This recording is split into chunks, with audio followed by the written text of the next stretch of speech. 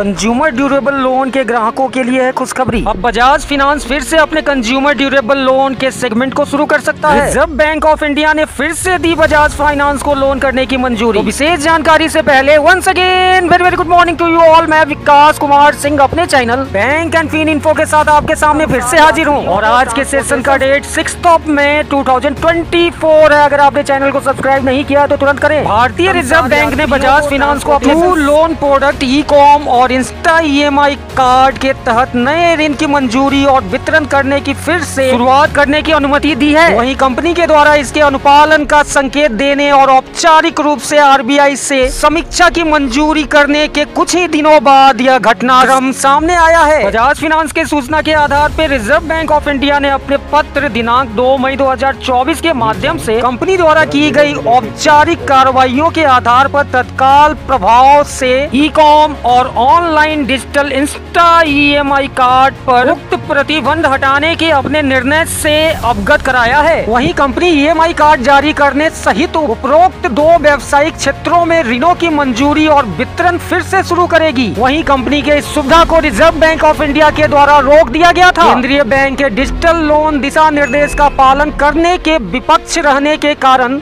Bajaj finance NBFC को पिछले साल नवंबर के मध्य में ही ऐसे लेन देन को रोकने के लिए हिदायत RBI के द्वारा दे दी गई थी। विशेष रूप से 2 ऋण उत्पादों के तहत उधारकर्ताओं को महत्वपूर्ण तथ्य वितरण जारी न करने के लिए दिया गया था। बजाज फिनसर्व की सहायक कंपनी बजाज फाइनेंस लोन देने और सेविंग डिपॉजिट एक्सेप्टेंस करने के कार्य को करती है। यह नॉन बैंकिंग फाइनेंस कंपनी खुदरा SME और बिजनेस लोन के लिए कई तरह के प्लेटफॉर्म का इस्तेमाल करती है। पिछले हफ्ते ही कंपनी ने फाइनेंशियल ईयर 2024 की अंतिम तिमाही के लिए सापेक्षिक शुद्ध लाभ कंसोलिडेटेड नेट प्रॉफिट में 21% की वृद्धि के साथ 3,825 करोड़ की वृद्धि दर्ज की है। वहीं 2023-24 की जनवरी मार्च अवधि के दौरान कुल आय बढ़कर 14,932 करोड़ हो गई। पिछले फाइनेंशियल ईयर के 4th क्वार्टर के दौरान नेट इंटरेस्ट इनकम 28% बढ़कर 8,013 करोड़ हो चुकी है, जबकि कुल खर्च पिछले वर्ष के 7,108 करोड़ से बढ़कर 9,830 करोड़ हो चुकी है। बजाज फाइनेंस के कंसोलिडेटेड परिणाम के पूर्ण स्वामित्व वाली सहायक companies Bajaj housing finance limited और बजाज फाइनेंशियल सिक्योरिटीज लिमिटेड और सहयोगी कंपनी स्नैपवर्क टेक्नोलॉजी और पेंटा टेक्नोलॉजीज की फाइनेंशियल कंडीशन शामिल है। तो अब देखना है कि बजाज फाइनेंस में कितनी ग्रोथ आएगी।